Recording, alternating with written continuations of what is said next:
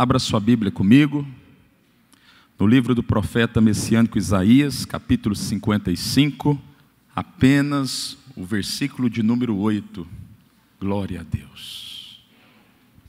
Preste atenção, está escrito assim: porque os meus pensamentos não são como os seus pensamentos, nem os vossos caminhos como os meus caminhos, diz o Senhor. Estenda a mão para cá por um minuto. Diga assim com voz de profeta: nessa noite, nós te pedimos, ó Deus, que o Senhor use o teu servo com atrevimento, com autoridade, para falar aos nossos corações. Pode se assentar em nome de Jesus.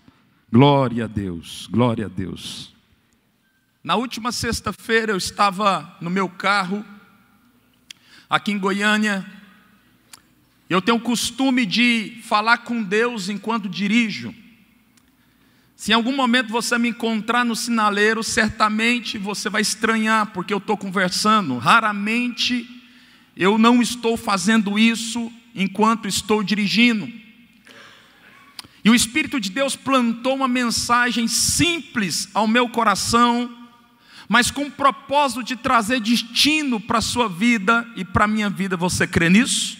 Amém? Presta atenção.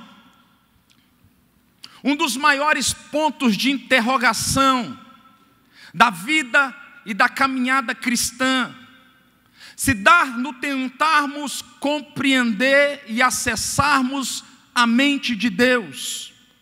O que pouca gente sabe é que todo escritor legítimo, ele possui a capacidade de derramar o seu coração, de liberar os seus pensamentos e colocá-los no papel, com o propósito assim de escrever um livro.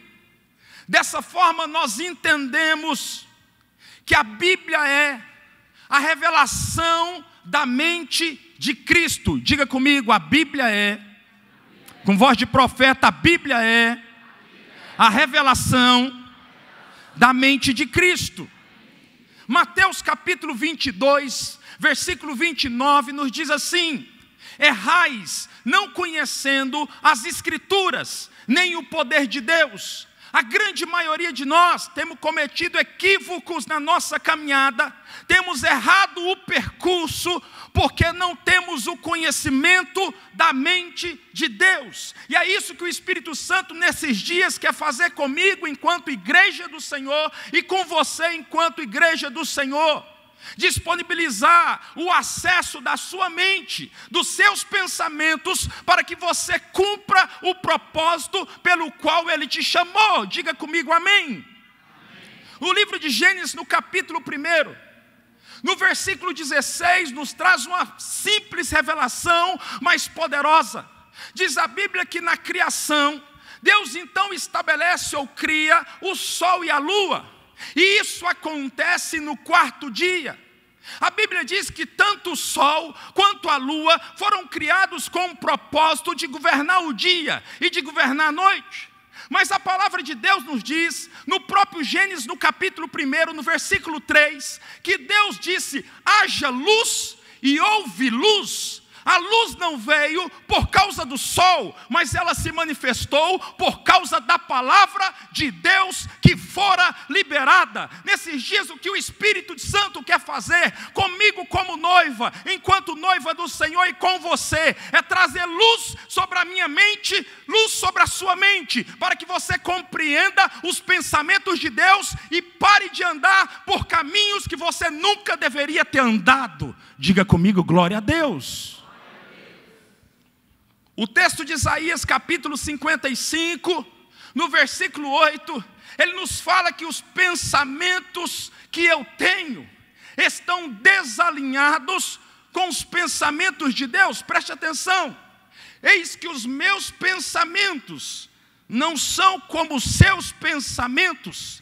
Significa que a minha forma de pensar está desalinhada com a forma que Deus pensa. E por causa disso, as decisões que eu tenho tomado, que cercam ou conduzem o curso da minha vida, têm sido decisões diferentes das decisões que Deus queria que eu tomasse. Quantos me entendem? Diga glória a Deus. O que nós precisamos entender é a revelação que Paulo teve na sua carta aos Romanos, no capítulo 12, no versículo 2, quando ele fala sobre a necessidade que nós temos, enquanto corpo de Cristo, de renovarmos a nossa mente. O que o Espírito Santo quer fazer comigo e com você, com a minha autorização, porque Ele é gentil, e com a sua autorização, é gerar em nós uma verdadeira metanoia. Ele quer tirar essa mente velha que eu tenho, essa mente velha que você tem, que for alimentada pelas realidades da terra, pelas realidades dos homens, e alimentar você com a mente de Cristo, que é alimentada pelo Espírito Santo e que só recebe diretrizes da parte de Deus. Quantos querem receber uma mente nova nessa noite? Glória a Deus. Metanoia, mudança de mente. Toda mudança de mente gera em nós mudança de comportamento, porque somos alimentados a partir deste contexto, não mais por aquilo que recebemos da terra, mas por aquilo que recebemos do céu. E esse é o desejo do coração de Deus para nós. Agora entenda a segunda parte do texto. O texto nos diz, em Isaías 55, versículo 8, que nem os nossos caminhos, como os seus caminhos, diz o Senhor. O caminho aponta para o propósito eterno designado por Deus para mim e para você. Entenda uma verdade espiritual. Quando os pensamentos que você tem estão desalinhados com o pensamento de Deus, naturalmente os caminhos que você irá seguir serão caminhos divergentes dos caminhos que Deus tem para você. Presta atenção. Eis o grande motivo que nesses dias muitas pessoas que possuem aliança com Deus, homens de Deus, frequentadores de igreja, pessoas que têm aliança com o céu, que muitas vezes correm e se cansam, caminham e não se fadigam. Você conhece alguém assim?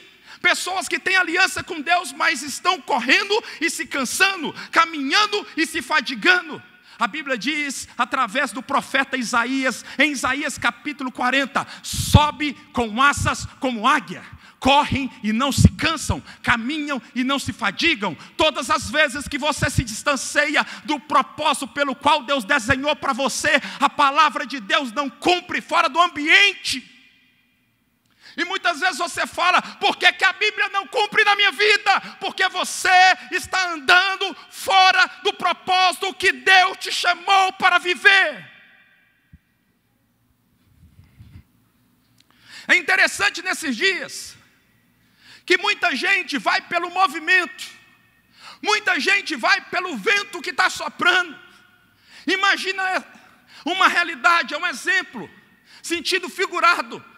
Alguém que ministra bem a palavra do Senhor, e de repente essa pessoa começa a receber elogios. Você ministra bem, você é usado por Deus, e essa pessoa começa a se encher, ela começa a se envaidecer. Agora ela abandona a igreja local, ela decide abrir um ministério, mas não consulta a Deus se esse era o propósito pelo qual ele foi chamado, e de repente, daqui 5 meses, esse ministério fecha e envergonha o reino de Deus.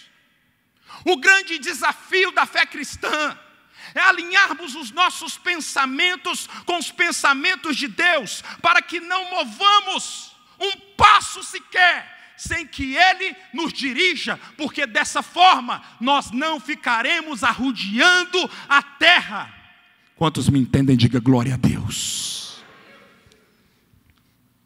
Nós precisamos aprender e precisamos decidir a se entregar ao propósito que Deus tem para nós, porque só dentro do propósito, irmãos, que nós vamos colher aonde nunca plantamos. É interessante que as pessoas que vivem debaixo do propósito pelo qual ela foi chamada, essas pessoas percebem o fluir de Deus em todas as áreas da sua vida.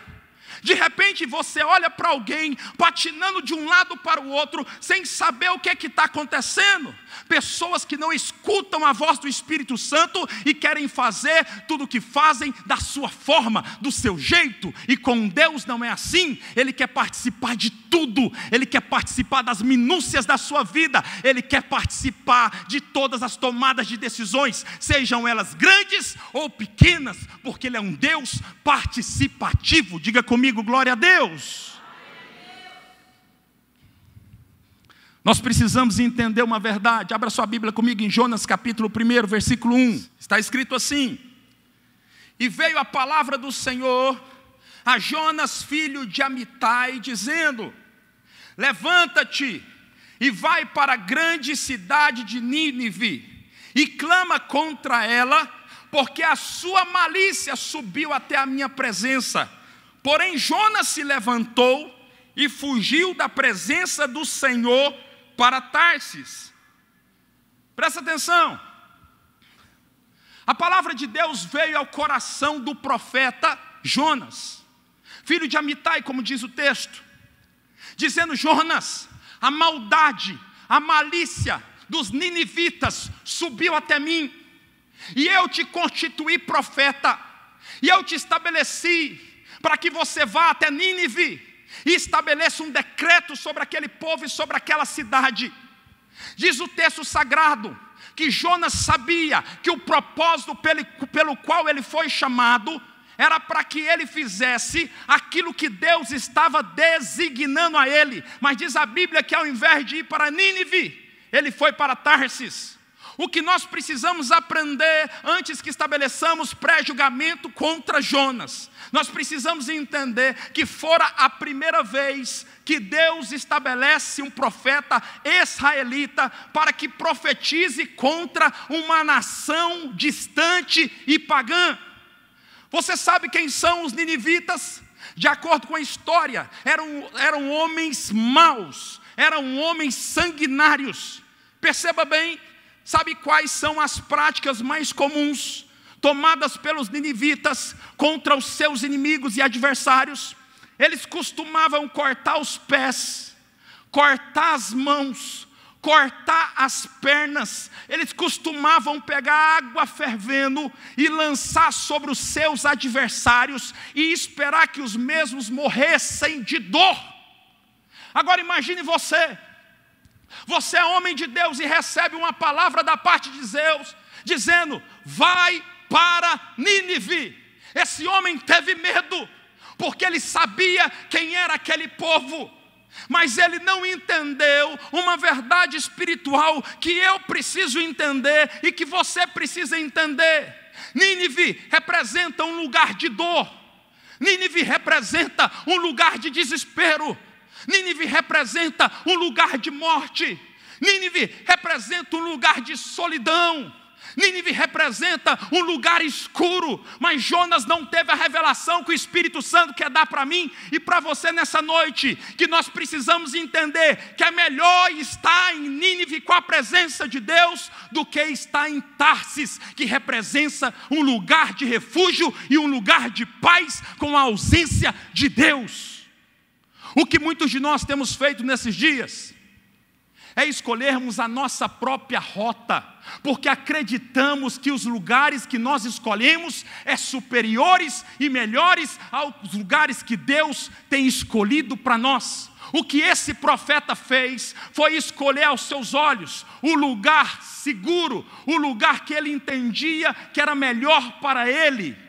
E de repente, nós precisamos ter como igreja uma revelação vinda da parte de Deus, que se eu estiver num lugar escuro, num lugar de morte, num lugar de dor, num lugar difícil, com a presença dEle, nós precisamos entender o que Paulo entendeu: a minha graça te basta. Quantos me entendem? Diga glória a Deus. O grande desafio que Jonas não entendeu é que muitos têm decidido pela direção errada, pela conveniência da vida. Agora entenda algo comigo. Não adianta você andar em alta velocidade se você estiver no curso errado da vida que o Senhor preparou para você. Tem muita gente nesses dias que tem andado a 100 por 1. Pessoas que têm corrido numa velocidade a 100 por 1. Mas essas pessoas não têm entendido que o caminho está errado. Se você estiver em alta velocidade, correndo contra o tempo, correndo ao desfavor da chegada, com toda certeza, você vai ser improdutivo naquilo que você está se dispondo a fazer. Quantos me entendem, diga glória a Deus. Entendendo o processo de alinhamento e propósito através da experiência de Saulo.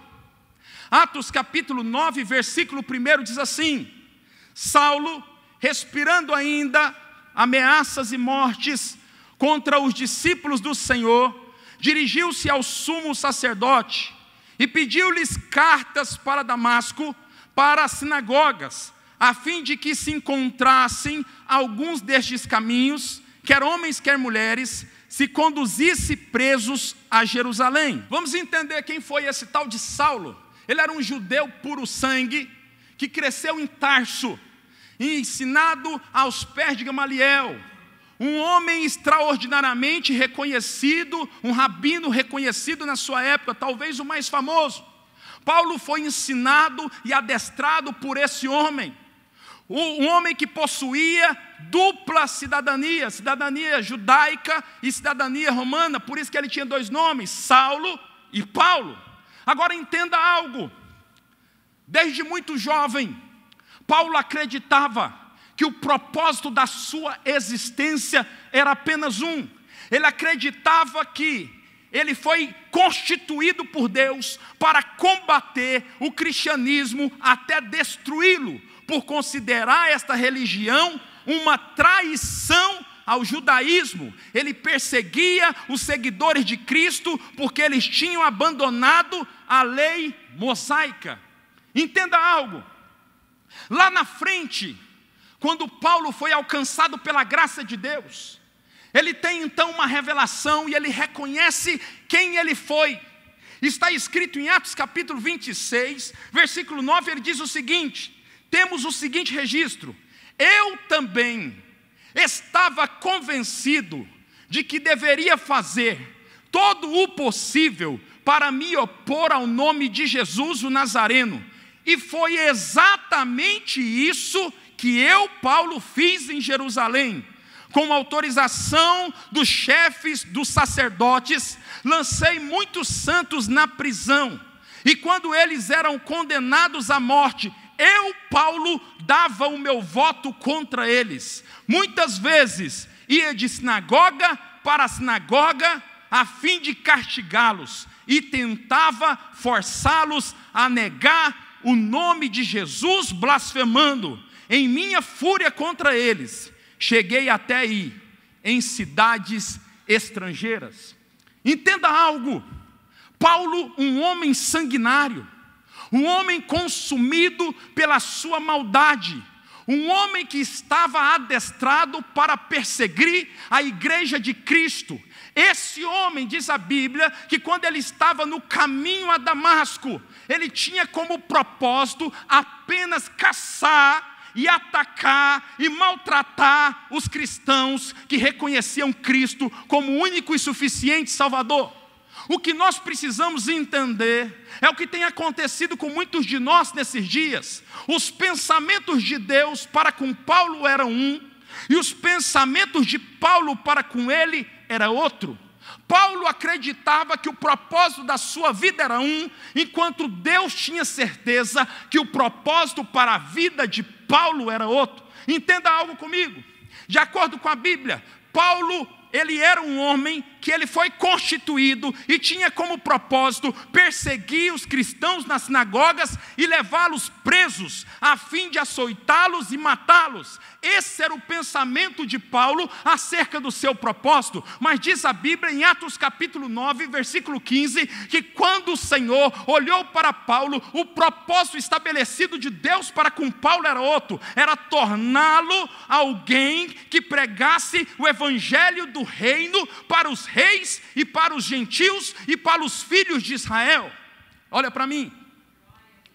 Enquanto Paulo se via como caçador, como perseguidor, Jesus olhava para ele e o via como perseguido. Enquanto ele se via como alguém que caçava as pessoas que serviam a Cristo nas sinagogas, Jesus o via como evangelista, pregando a sua palavra nas mesmas sinagogas que ele estava caçando os homens e mulheres de Deus. O que nós precisamos entender é que enquanto você não alinhar o seu pensamento com o pensamento de Deus, a sua vida vai continuar como está.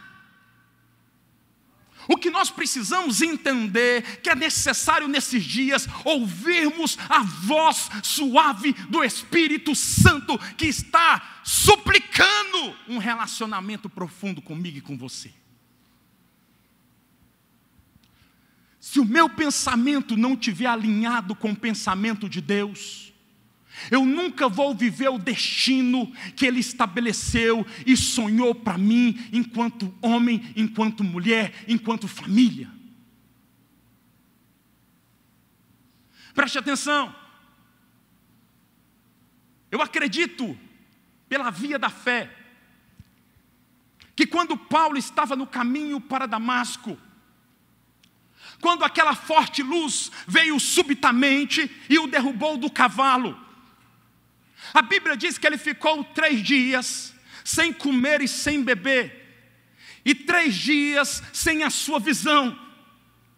Eu acredito que durante aqueles 3 dias, quando ele fora visitado pelo próprio Senhor, ele recebera mais do que os discípulos receberam durante 3 anos, convivendo fisicamente com o próprio Cristo vivo. Durante 3 anos, os discípulos andaram com Jesus, ouviram a Jesus, comeram com Jesus. Mas diz a Bíblia que Paulo, o apóstolo da graça, teve com Cristo apenas por 3 dias, através de uma visitação, onde não comeu, não bebeu e não viu. E nesse momento eu creio que Paulo recebeu uma verdadeira metanoia da parte de Deus. Eu fico tentando imaginar Paulo sentado numa cama velha, num quartinho pequeno, e Jesus sentado do seu lado dizendo: Paulo, a sua mente é brilhante, a sua mente é extraordinária, mas ela não serve para o reino de Deus. Eu vou arrancar sua mente, Paulo, vai doer muito, Paulo, mas vai valer a pena. E eu vou colocar a minha mente em você, uma mente alimentada pelo céu. E a partir de hoje, você não será mais caçador de crentes, você será perseguido por causa do meu nome. O que nós precisamos entender, que o que Cristo quer fazer conosco, para que possamos avançar pela fé, passa pelo prisma da minha permissão. Tem muita gente que não está disposto a permitir que o Espírito Santo arranque a mente velha que ele e ela possuem, para colocar uma mente nova, uma mente brilhante, mas alimentada pelo Espírito da verdade. Sabe o que vai acontecer quando você permitir que o Espírito Santo troque a sua mente? Você não vai pensar mais como você pensa hoje. Você não vai mais caminhar pelos caminhos que você caminha hoje. Quando você permitir que o Espírito Santo arranque essa mente, você vai começar a andar pelos caminhos que antes da fundação do mundo Ele sonhou que você andasse. Você nunca teve a sensação que você está andando em círculo? Você nunca teve a sensação que essa vida está passando rápido demais e você não está fazendo nada? O que o Espírito Santo quer fazer hoje é alinhar você, é reposicionar você, para que você viva o sobrenatural, para que você seja alimentado pelo Espírito da verdade, e a partir daqui você viva o que você sonhou, porque a partir daqui você não vai mais fazer aquilo que você pensa que é certo, mas aquilo que ele pensa que é certo. Quantos me entendem, diga glória a Deus. Quantos podem senti-lo nessa noite? Diga aleluias. Irmãos, eu acredito que Romanos capítulo 12, versículo 2 só está na Bíblia por causa do particular que Paulo teve com Jesus. Eu acredito que Romanos capítulo 2, quando fala sobre a necessidade da renovação da mente, só está na Bíblia, porque Paulo, quando estava sentado lá com Jesus, Jesus arrancou a mente dele, deu uma mente nova para ele, e Paulo entendeu que é impossível caminhar na fé cristã com vitória, ser bem sucedido, se nós tivermos uma mente velha. Não importa a idade que você tem, isso não trata de idade, não importa o tempo de fé que você tem, isso não tem nada a ver com tempo de fé, isso tem a ver com uma mentalidade nova que Deus quer enxertar em você.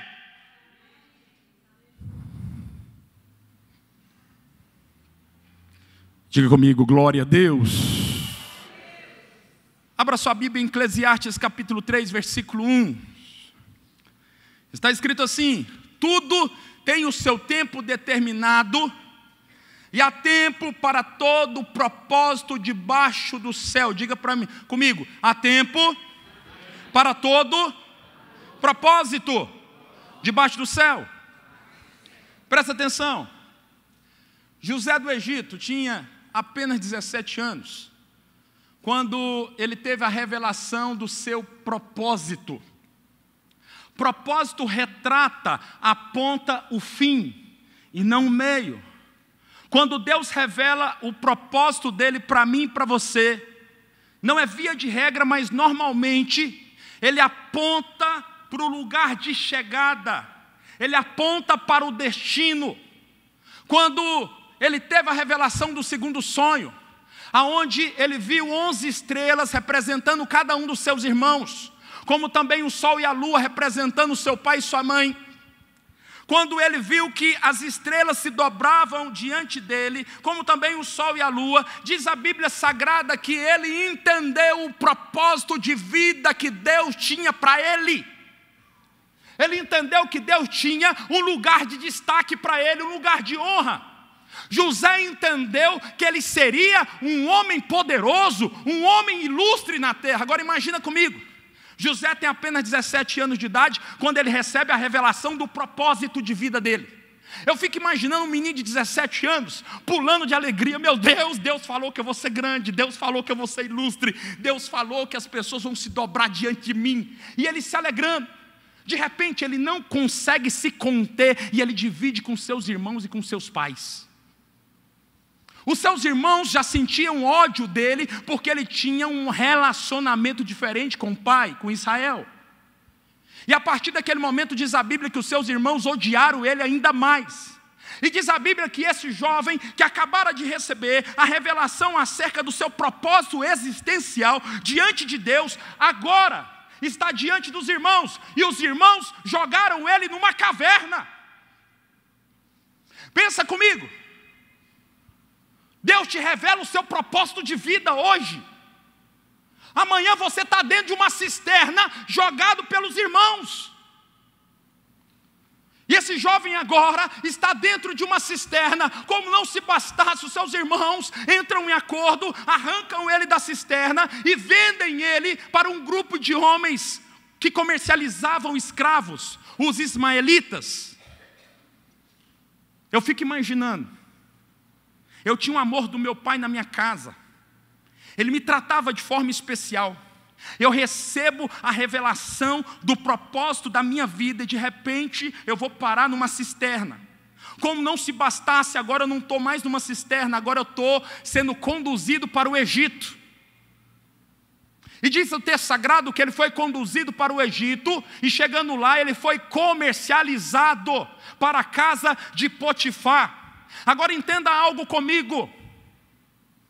Potifar era um comandante da guarda de Faraó.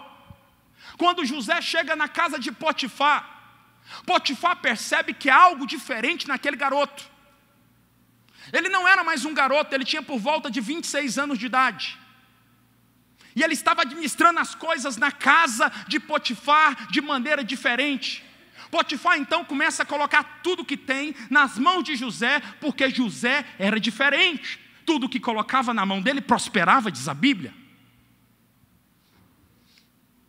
De repente, a mulher de Potifar, ela começa a olhar para José, e o desejo do coração dela é se deitar com José. Mas José tinha aliança com o Deus dos céus. Ele foi parar na cisterna, ele virou escravo, ele estava na casa de alguém que ele não conhecia, trabalhando como escravo, mas ele manteve a aliança genuína com Deus dos céus.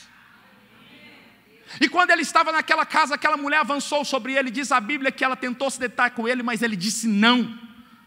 Diz a Bíblia que ela consegue arrancar parte das suas vestimentas e apresenta para o esposo.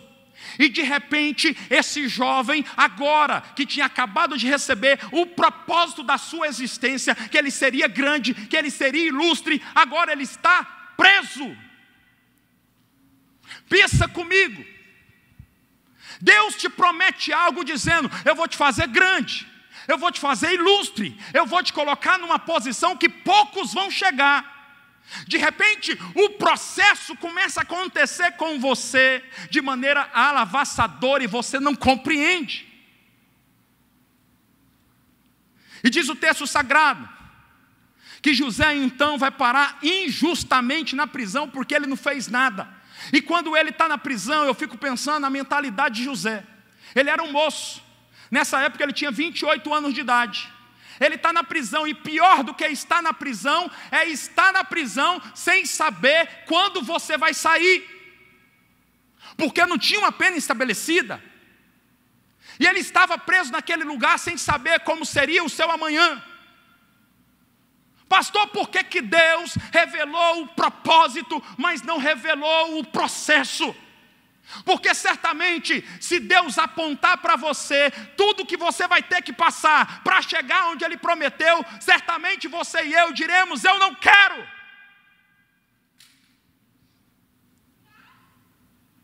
Diz o texto sagrado que ele está na prisão, praticamente esquecido por todos. Na minha mentalidade, talvez em alguns dias, na mente dele, ele pensava: Deus se esqueceu do que Ele me prometeu. Mas de repente, tinha um homem chamado copeiro, que quando o faraó teve um sonho, que não sabia discernir, ele apontou que tinha um judeu preso, que tinha capacidade de discernir esse sonho. E ele manda então chamar esse judeu.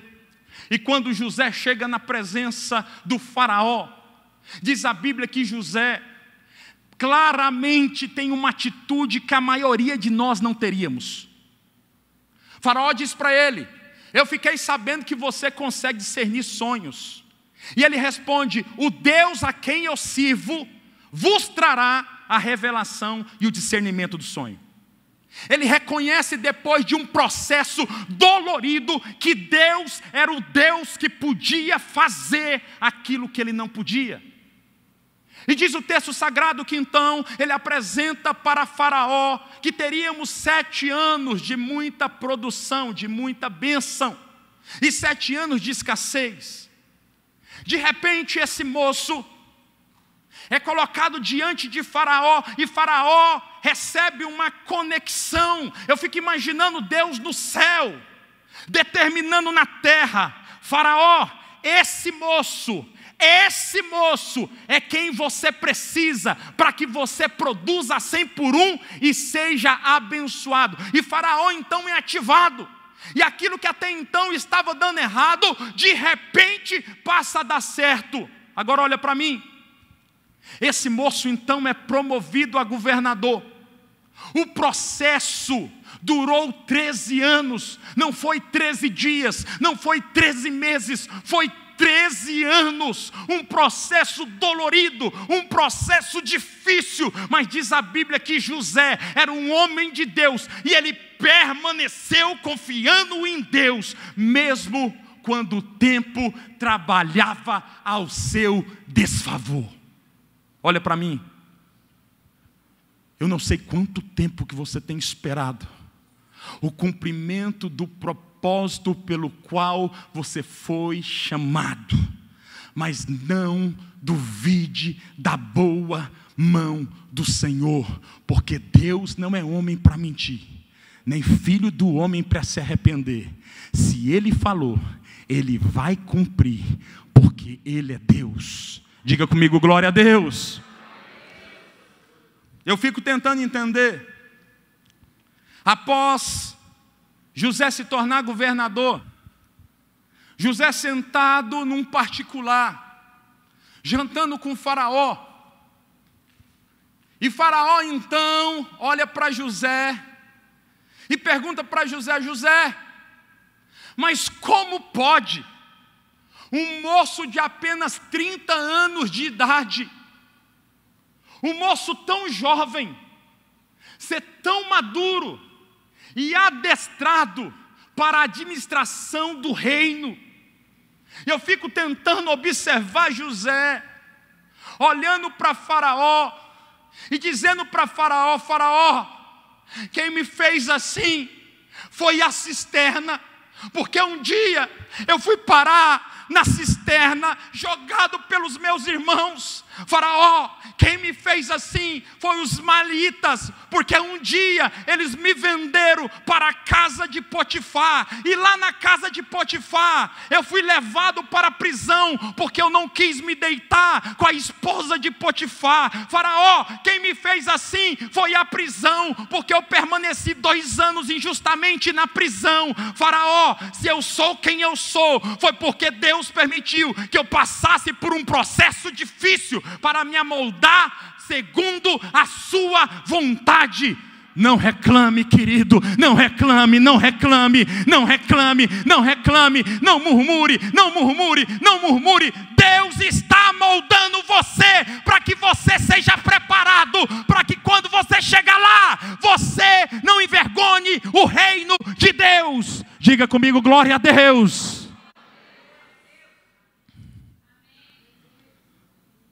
Jesus entendeu profundamente o que era propósito. Em João capítulo 6, versículo 38, está escrito assim: porque eu, Jesus, desci do céu, não para fazer a minha vontade, mas para fazer a vontade daquele que me enviou. Presta atenção, propósito é você renunciar às suas vontades para fazer a vontade de Deus.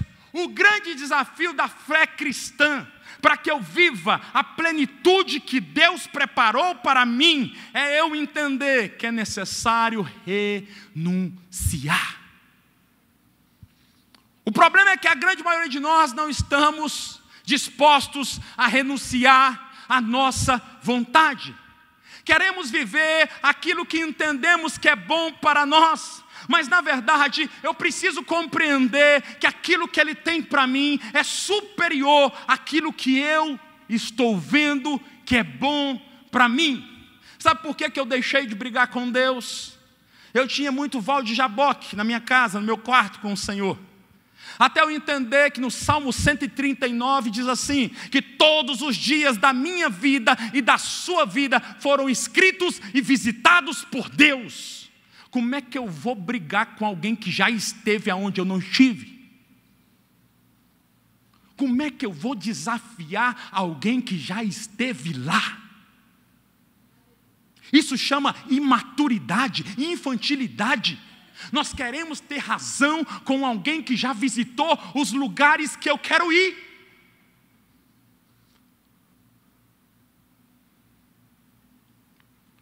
Eu me lembro que no dia 1º de janeiro desse ano eu fiz um voto com Deus. Eu falei: Deus, eu nunca quis ser pregador, Eu não estou falando aqui para chamar a atenção dos irmãos. Eu sempre achei que eu podia escolher aquilo que era bom para mim, para minha família. E o desejo do meu coração era ser administrador de negócio.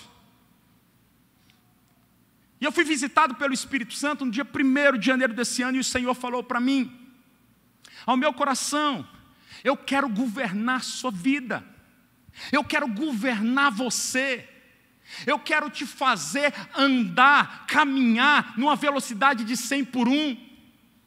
E o Espírito Santo falou comigo: você está disposto a renunciar aquilo que você pensa que é bom, para que você viva o sobrenatural da minha parte? Porque a verdade é que nós queremos viver o sobrenatural, mas nós não queremos renunciar ao que temos. E eu entendi uma verdade: a vida está passando numa velocidade grande por demais, e eu não quero ficar de fora daquilo que Deus está fazendo nesses dias. Então eu fiz uma entrega, uma oração simples de entrega. Só que eu não imaginava que minha vida ia mudar tanto daqueles dias para cá. Eu pensava que eu ia poder continuar decidindo as coisas. Eu pensava que eu poderia continuar fazendo do jeito que eu estava fazendo. E o Espírito Santo falou comigo: eu vou alinhar os meus pensamentos com os seus pensamentos e vou te colocar no caminho que eu vejo você lá há muito tempo. O que o Espírito Santo quer fazer é alinhar o pensamento dele com o teu pensamento, para te colocar na rota certa. Por que nós andamos tão cansados? Rota errada, esforço desnecessário, trabalhando na força humana quando deveria estar vencendo na força do céu. Sabe o que aconteceu? Eu tenho 5 minutos, preste atenção. Eu decidi fazer as coisas que o Espírito Santo manda eu fazer. E eu falei: Deus, esse é o propósito. Usar a maior plataforma de evangelismo do mundo para louvor da glória de Deus, que é a cidade. Na semana passada, eu vou contar exemplos só da semana passada para cá. Eu vou contar 2 exemplos. Eu estava saindo 7h30 da noite da minha empresa. Eu estava indo para casa depois de um dia extremamente exaustivo. De repente eu passo por um rapaz, e esse rapaz está com uma bicicleta, e essa bicicleta arrancou a roda de trás. E eu passo e ignoro, porque eu sou muito crente dentro da igreja, mas lá fora eu fiz de conta que eu não vi. E eu vi que a roda, ele estava tentando colocar a roda e não conseguia. E o Espírito Santo falou para mim: o que você vai fazer? E eu falei: Espírito Santo, eu estou cansado. Eu queria tomar um banho. Eu queria colocar meus filhos para dormir. Amanhã eu tenho que acordar às 6 horas da manhã. O Espírito Santo falou comigo: o que você vai fazer? Eu parei o carro. Eu cheguei, era um moreno alto. Eu falei: irmão, beleza? Meu nome é Eduardo. Deixa eu dar a mão para você aí. Não entendo nada de bicicleta, irmãos. Vou te dar a mão. Peguei, sujei de graxa inteirinho. Tentei arrumar a bicicleta. Nós juntamos lá, ficamos uns 20 minutos lá tentando arrumar a bicicleta. Era uma bicicleta moderna. E a gente não entendia. Então o Espírito Santo falou para mim: e aí, o que você vai fazer? Eu falei: Espírito Santo, eu já fiz minha parte. O Espírito Santo: o que você vai fazer? Você disse que queria ouvir a minha voz. Você disse que queria andar nos meus caminhos. Você disse que queria que eu alinhasse os meus pensamentos com os seus. Agora faça a minha vontade e não a sua. E eu olhei para o rapaz e falei: rapaz, vamos fazer um negócio? Onde você mora? Moro em tal lugar. Peguei a bicicleta dele, joguei dentro do meu carro. Ele assustado, falei: fica tranquilo que eu sou gente boa. Pus dentro do carro, lambrecou meu carro, meus bancos, tudo. Levei ele na casa dele. E eu estou dirigindo. Pensei: a missão está cumprida, glória a Deus. Já comecei a ficar feliz, irmãos. Agradei o coração de Deus. A gente gosta de agradar o coração dele. E o Espírito Santo, quando a gente estava na metade da jornada, falou no meu coração: o que você vai fazer? Aí eu falei: Espírito Santo, aí não. Eu estou cansado. Como é que eu vou montar um sermão aqui de última hora, Espírito Santo? Dentro do carro, Espírito Santo. Não tem nem esquadro para olhar dirigindo para ele. E o Espírito Santo falou numa voz suave: o que você vai fazer? E eu entendi. Eu entendi, queridos. Eu entendi que não basta ser igreja aqui. Eu preciso ser porta-voz do reino lá. E de repente, eu falei: rapaz, olha para mim. Eu tenho 36 anos de idade. E um dia eu conheci um Deus tão extraordinário, mas tão extraordinário. Ele mudou completamente a minha vida. Eu comecei a pregar para ele, falar do amor de Deus. E de repente eu parei o carro. E eu falei para ele assim: se você quiser hoje, Deus vai escrever o seu nome no livro da vida. Levanta as suas mãos. E ele levantou a mão dentro do carro. Eu fiz um apelo e ele se entregou a Jesus. E eu entendi que andar debaixo da boa, perfeita e agradável vontade de Deus é muito melhor do que eu imaginava. E aquele jovem se entregou ao Senhor. E eu entendi que uma alma vale mais do que o mundo inteiro. Ontem era 7 da manhã. Eu estava esperando uma loja na T9 abrir, chamada Bom Preço. E eu estou ali, 7h45. Eu pedi ao moço, falei: moço, posso entrar? Eu já queria comprar um negócio, eu ia comprar umas pastilhas para trocar a pastilha do carro. E eu estou lá, e o rapaz falou: tem que dar 8 horas porque os caixas não funcionam, e a caixa não chegou. E eu estou lá, esperando.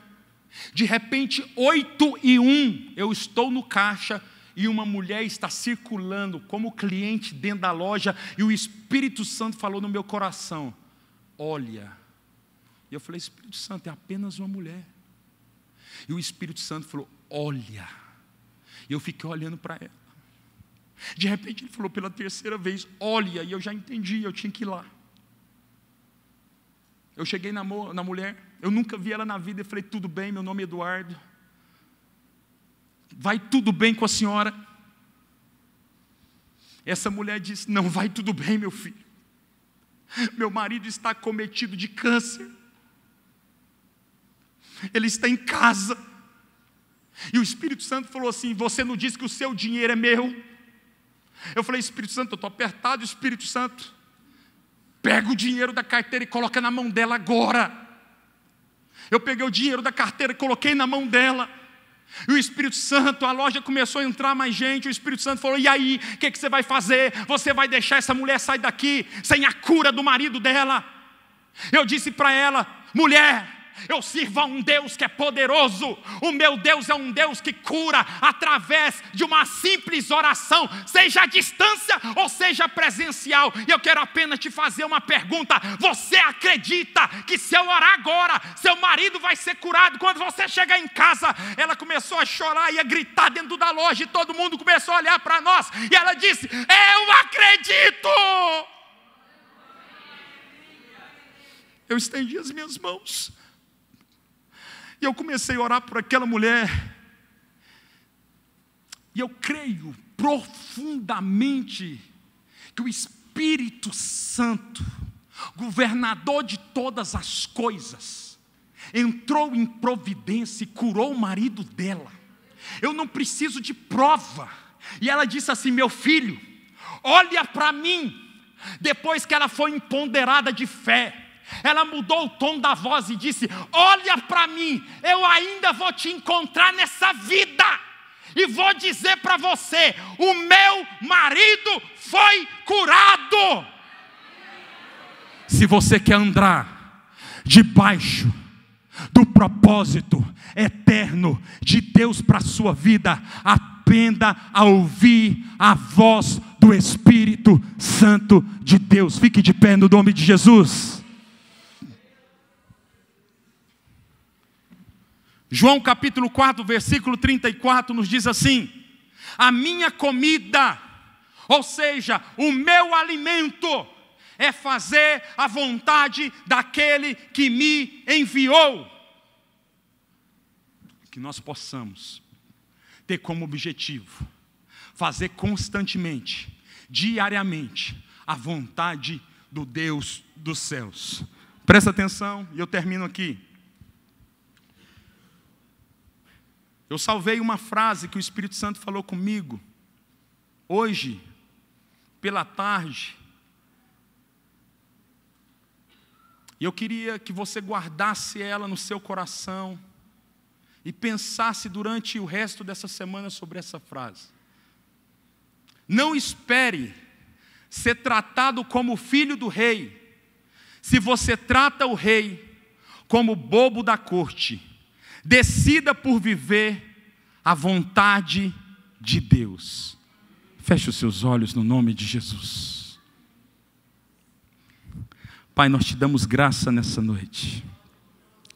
Eu creio que de alguma forma o Senhor falou aos nossos corações, não por força, não por poder, mas pelo teu Espírito, diz o Senhor assim, eu creio nisso. E nesse momento eu quero pedir ao Senhor, que o Senhor, ó Pai, produza uma grande labareda sobre cada coração aqui presente. Não é tempo mais de tratarmos o Senhor como bobo da corte. Não é tempo mais de tratarmos o Senhor de qualquer forma. Não é tempo mais de querermos viver as nossas vontades ignorando as suas. É tempo de alinharmos o nosso pensamento com os seus pensamentos, a fim de viver o propósito eterno pelo qual fomos designados. Deus, que possamos sair nessa noite daqui, crendo na palavra que está escrito em Isaías capítulo 55, versículo 11. Toda palavra que for liberada pela minha boca, não voltará para si vazia, mas cumprirá o propósito pelo qual ela foi designada. Se Deus falou, saia nessa noite crendo, Deus vai cumprir a palavra liberada sobre a minha vida. Diante do Senhor, Pai, eu declaro, Senhor, a glória do Senhor invadindo os nossos dias. Deus, eu quero profetizar nesses dias que o Senhor vai pegar muita gente aqui. Gente que quando estiver lavando a louça vai começar a chorar subitamente por causa da visitação do Espírito Santo. Gente que quando estiver tomando banho não vai suportar a glória que vai invadir o banheiro. Gente que quando estiver no quarto, Senhor, vai perder o sono para querer passar mais tempo com o Senhor. Eu quero declarar, ó Pai, um avivamento dentro das nossas casas, porque nós só seremos uma igreja avivada quando todos nós formos, ó Pai, individualmente avivados dentro da nossa casa. Por isso, Senhor, em nome de Jesus, eu quero declarar o mover do Espírito sobre nós, o mover do Espírito se manifestando em nós e através de nós. Cumpra a tua palavra, Deus. Faz de novo, faz de novo, faz de novo, faz de novo, faz de novo, faz de novo sobre nós e através de nós. Pelo poder da tua palavra, eu quero declarar renovação, ó Pai, daquele que está batido. Eu quero declarar renovação daquele que está se sentindo fracassado. Eu quero declarar em nome de Jesus que o vento que sopra dos quatro cantos vai nos trazer uma paz que excede todo o entendimento. Eu quero declarar reduzido todo o problema que tem arrancado a tua paz. Eu quero declarar em nome de Jesus que toda enfermidade seja queimada agora pelo poder do Espírito Santo. Eu quero declarar em nome de Jesus um tempo de mover profético do Espírito Santo sobre essa igreja. Pelo poder do nome de Jesus, que seja um tempo de milagres, que seja um tempo de visitação permanente. Nós não queremos mais ouvir filosofia humana, Pai. Nós queremos prática do reino. Nós não queremos mais ouvir blá, blá, blá, blá, blá, blá, blá, blá, blá. Nós queremos prática do reino. Nós queremos pregar, nós queremos viver e nós queremos ver a sua glória sobre esse lugar.